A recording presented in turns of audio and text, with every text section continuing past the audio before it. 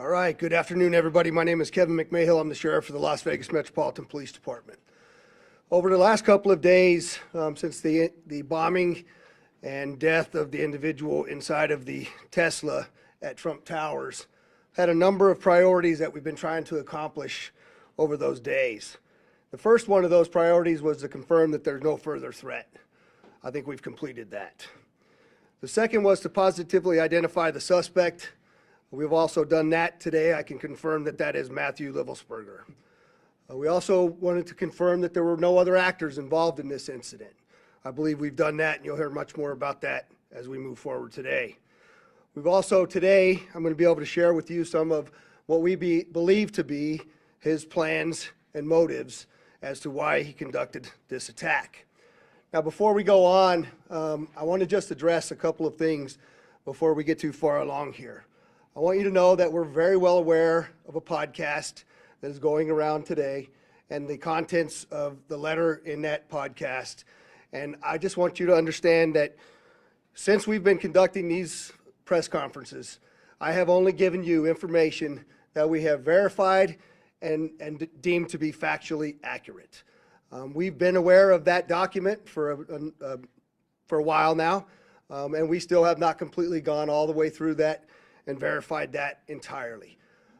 We are in one of the two telephones and one laptop, so one telephone and one laptop that we still have not been able to get into. There is one cell phone that we are getting into, and I can tell you that we are barely scratching the surface and almost hourly receiving additional information requiring substantial investigative effort on the part of this joint investigation between ourselves, the FBI, and the ATF. And so, again, while I understand all of that is out there, I believe it is our responsibility to give you what we know to be a fact, and that is what I will continue to do as we move forward. A couple of questions came up in regards to the positive identification of the suspect in the vehicle. I want to give you a couple of photographs as to what it was that we had some conversation around, because there's some tattoo comparisons that we needed to do.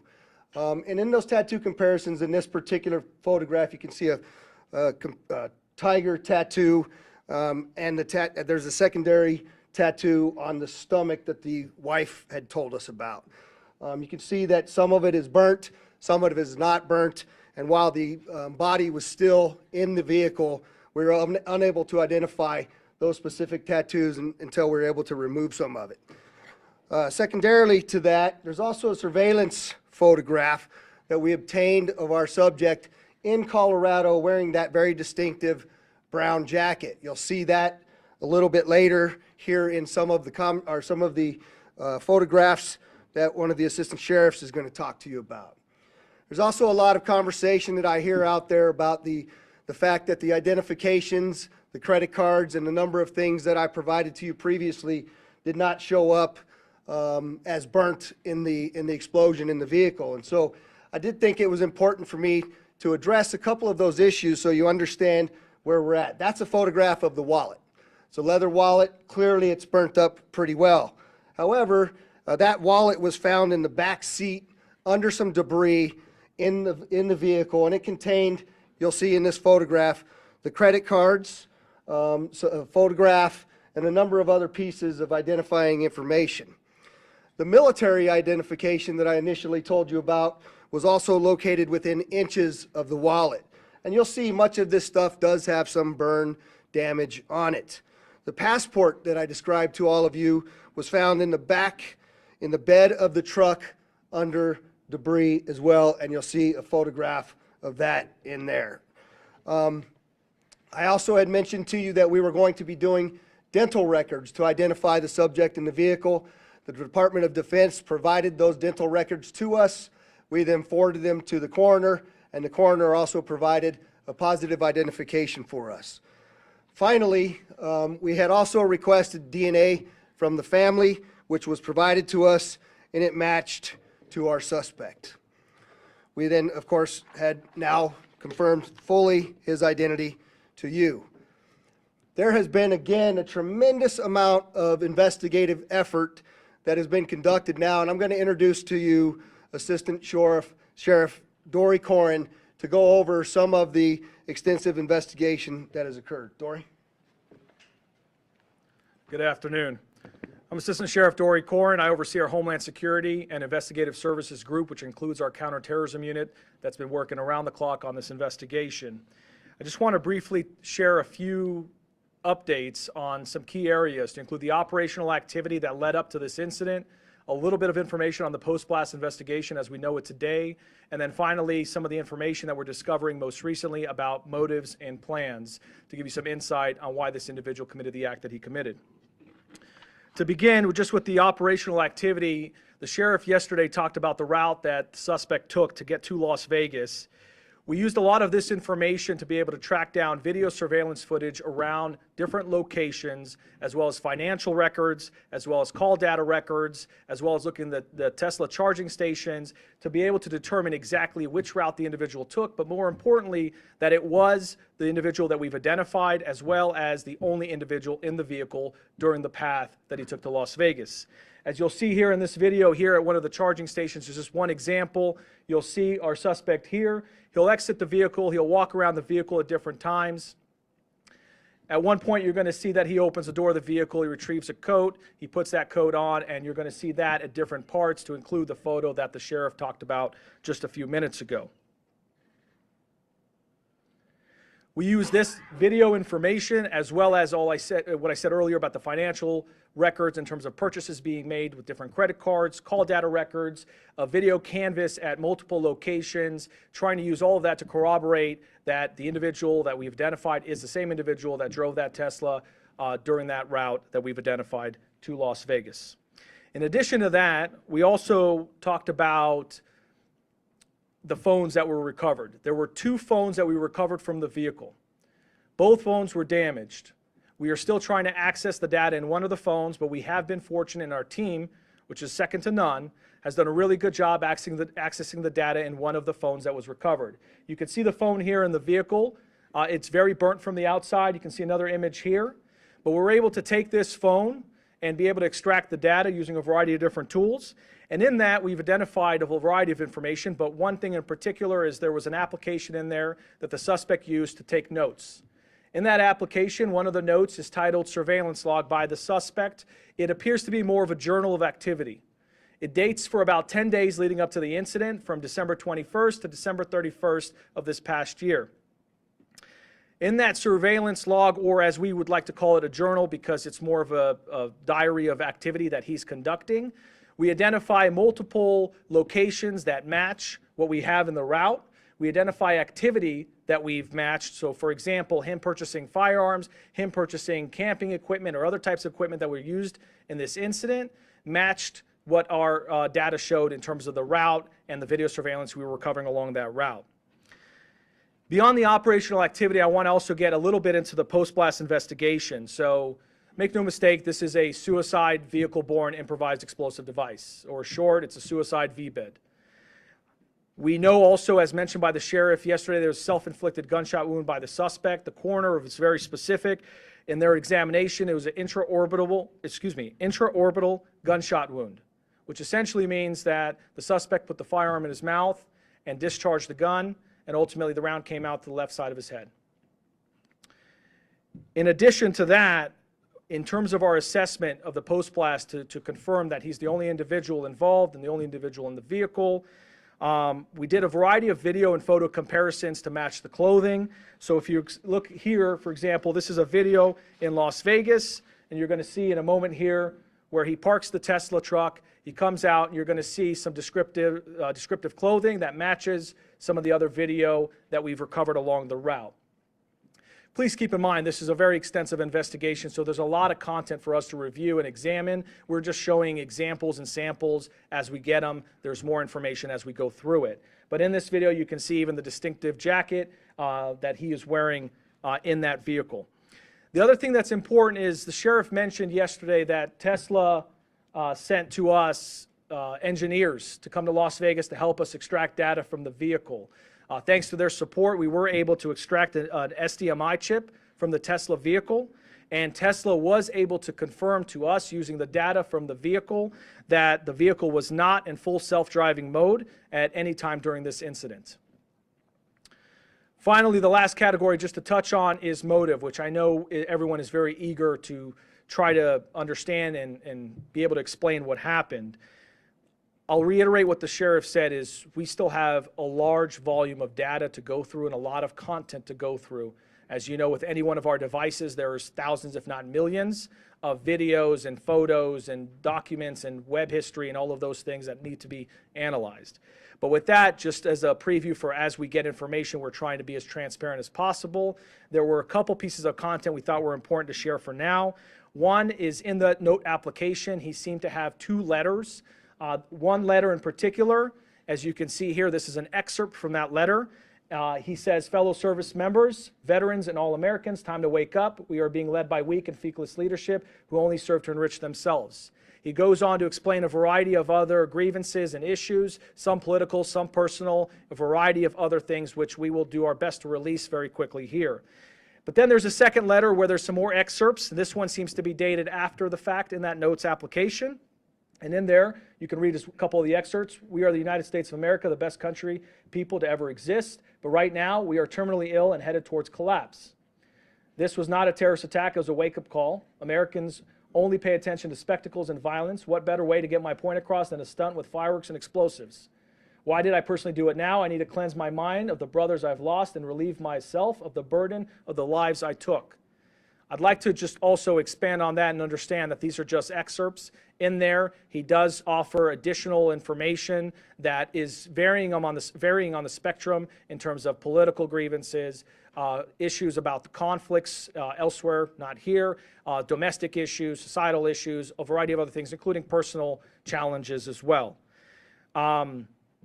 We are intending to release those initial letters so people can understand best they can what the person's thought process was at one point in time. However, please understand there is still a lot more content to go through, and that may change. There may be a lot more information that we recover that explains either more or shows a change in mindset at different times. Before I turn it over to FBI Special Agent Spencer Evans, I just want to take a note and just mention what the sheriff said, which is our counterterrorism section and all of the people involved in this have been working around the clock, 24/7, tirelessly, truly through the night. They are second to none, and we really appreciate everything they're doing. With that, turn it over to the FBI. Good afternoon. My name is Spencer Evans. I serve as the Special Agent in charge of the FBI's Las Vegas division. I'd like to express gratitude for everyone that's here today, and especially the partnerships that Sheriff Corrin just highlighted. It's been seamless collaboration between the FBI, ATF, Army, CID, Las Vegas Metropolitan Police Department. You know, if you walked into one of the command posts and someone's not wearing a uniform, you wouldn't be able to tell who works for which agency, and it's been outstanding collaboration. We do have significant updates that we're sharing with you from an investigative standpoint, but just want to reiterate, as Sheriff Corrin mentioned, there is still a lot of ongoing investigation. We have terabytes of data that we have to analyze. We have outstanding search warrants and subpoenas, interviews that are being conducted around the globe as we try to paint a comprehensive picture of exactly what happened. That being said, we do feel confident that we have a much better sense of how we arrived at the events of the 1st of January and additional information that we can provide.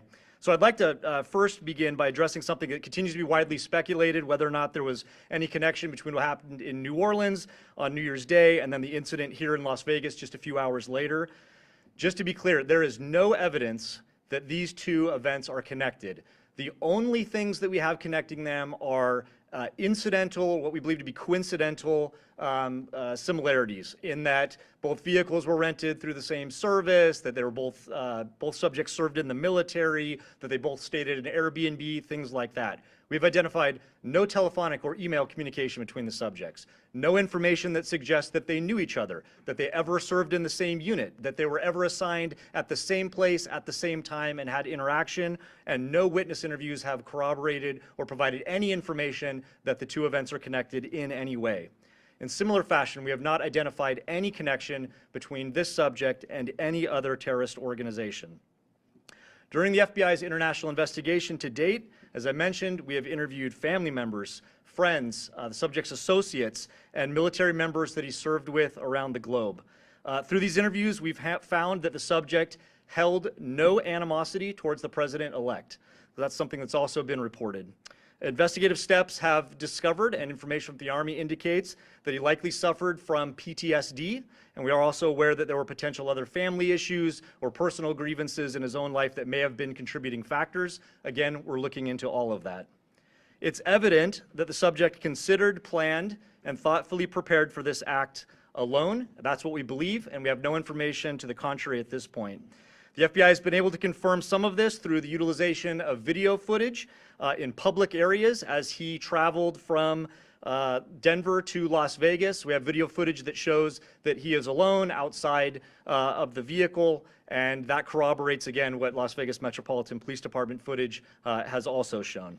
The FBI, as the sheriff indicated, facilitated obtaining DNA from a family member that was able to be conclusively matched to confirm the subject's identity. As Sheriff Corrin mentioned, although this incident is more public and more sensational than usual, it ultimately appears to be a tragic case of suicide involving a heavily decorated combat veteran who is struggling with PTSD and other issues. Yesterday, I wanted to highlight, I mentioned a tip that was unverified that the FBI had received. Sheriff McMahill will talk about this. It's now floating around there on podcasts.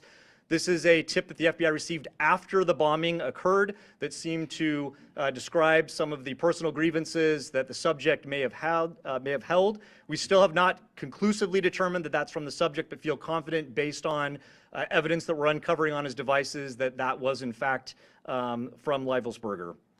I want to reiterate that, prior to this incident, the FBI did not have any information on this subject. He was not on our radar. He didn't have criminal history. There was nothing that we would have been looking into him for up until this point.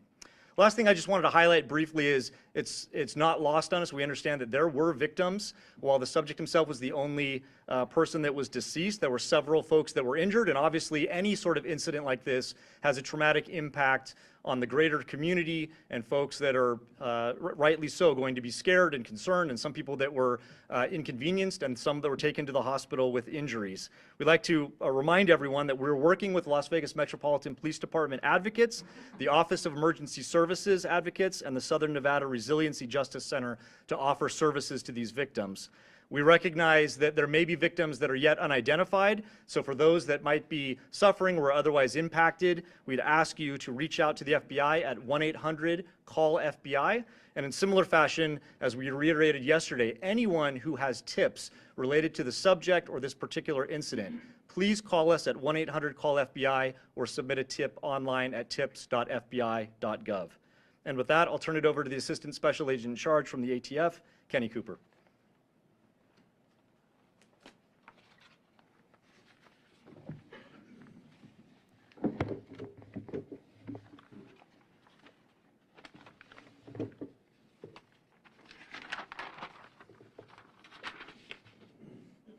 Good afternoon, everybody. My name is Kenny Cooper. I'm an Assistant Special Agent with ATF San Francisco Field Division.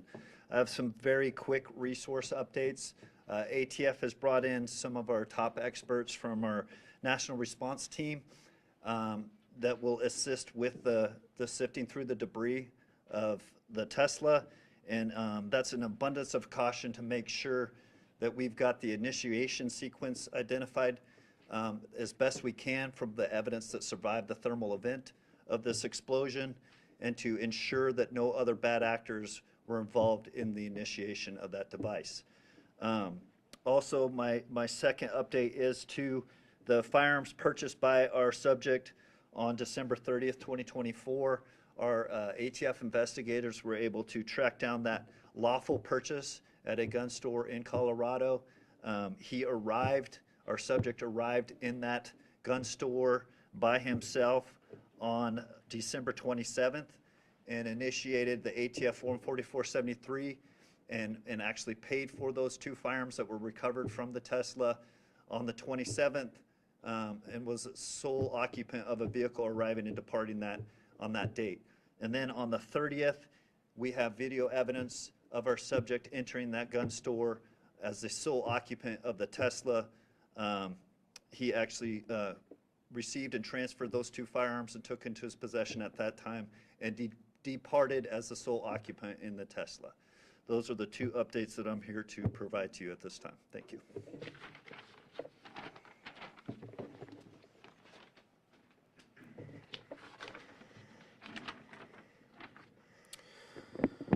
All right, with that, we'll entertain a couple questions. If you could, please identify yourself, and we'll go from there. David? David Charles, KLAS TV. Thanks for taking my question. 2 quick questions. One, the video that you showed of him with the Tesla was able to extract that for you from the device, from the cart. The video you showed him walking around and at the charging stations. Yeah, so let me just, the question was, can we, the video that we show, sorry, I was standing back there, so I wasn't sure which one you were looking at, but the question is, the video that we showed at the Tesla charging stations, who provided that to us? I'll let Dory answer that. Without getting too far into the technicalities, there are various components in there that were retrieved. The SDMI card, it was not where the video was retrieved from. That was where we got the data to be able to determine that it was not in self-driving mode. However, Tesla did provide and helped our team be able to recover the thumb drive that records other types of data to include video by the Tesla. In what state is this in? Do we know? Kingman, Arizona. Second question is about the detonation. There's a lot of questions. How was he able to die by suicide and set this off? Can you just in very basic terms explain how that could happen to kind of stop these conspiracies that he's not? Yeah, so the second question is how are we able to explain the detonation versus the suicide? And we just believe it to be simultaneous at the time of the detonation. But again, that's why the ATF's bringing in the SABTs from outside to look at what that sequence was for the initiation of the explosion as well. And you know, it's very difficult to see inside of those Teslas, even with the camera angles that we have. And so we still remain challenged on finding some of that exact timing on all of that. Go ahead. Hi, Stephanie Price, Fox News. Hi, Stephanie. Hi. We're seeing reports that he had another alias as Matt Berg and went on a TV show in 2013. Have you guys been able to confirm that? So the question is if we knew of a alias of Matthew Berg and he had been previously on a television show. We've seen that reporting but have not verified that reporting. Behind you. Yes, Kevin Nyes with NBC News. How would you describe his state of mind in these final days, given everything that you read from his notes app and the manifesto that you see that you referenced going around in the podcast? Have you guys been able to rule out that it was not from him, or is it still up in the air that it could have been from him? So the question is, how would I describe his state of mind in the manifesto that was described on the podcast? Have we been able to determine whether that was from him or not? And I'll answer the first part is, I'm not comfortable giving you state of mind just yet. I certainly am leaning a particular way, but again, I'd like to be factual to you. I think when you read the documents that we're going to give you a link to at the end of this press conference, that you can go in and make some of your own assumptions about what that is. But I will tell you that part of my hesitation on that is, I know that we have a lot more documents and number of things for us to uncover. And so I want to be able to provide to you only the factual information when I have it. And so I'm not gonna opine on what I believe his state of mind was at that particular time. But certainly, you can see some troubling aspects in his personal life as well. And I don't know if you want to address the second part, Spencer. Yeah, so in terms of the so-called manifesto that's circulating online, we have strong evidence to suggest that it was the subject that wrote it, but we haven't conclusively proven that yet. And that evidence relates to other evidence that we're finding that we're able to compare that lead us to believe it was in fact him who sent it. J1? Do you have an update Is on? it J1? Yes, J1 Okay. from 13. Do you have an update on the conditions of the other people who were injured? The question is, do I have any updates on the conditions of the people who were injured? And I'm told that they're all relatively minor injuries, and they've all been released from the hospital. Kristen Drummond with News 3. As you were showing us these excerpts, can you say why definitively he chose the Trump International Hotel and why he decided to come here to Las Vegas?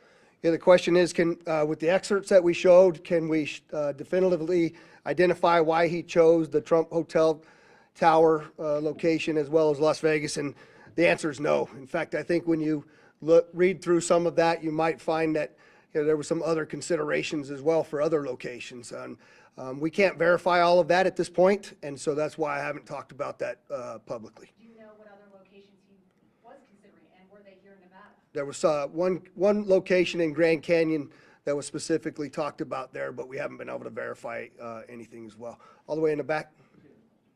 Berenice Zúñiga with Univision Las Vegas. Thank you for taking my question. In regards to what happened in New Orleans, I know that you guys mentioned it's a coincidence, but what main evidence makes it different to what occurred over there? That it's not being considered a terrorist attack here. So the question is why don't we consider what happened in New Orleans and what happened in Las Vegas connected? And the simple answer to that is we don't find anything to actually point us in that direction. There are those coincidences that we have spoken very openly about, but we have not found throughout this entire investigation anything that ties the two attacks directly together. Go ahead in the back. And I call to the Las Vegas Review Journal. I had a question. Were you guys able to identify the type of explosives that were in the vehicle and where he would be able to find those? So the question is, were we able to identify the types of explosives that were in the vehicle and where he was able to find those? There's a mortar-type fireworks in the back of the vehicle, some camping fuel, and we do know that it looks like from that document that we're going to provide to you that he may have stopped outside of a location in New Mexico and obtained those fireworks legally. But that is another aspect of the investigation that continues. Hi, Noble Brigham with the Review Journal. Hi, Noble.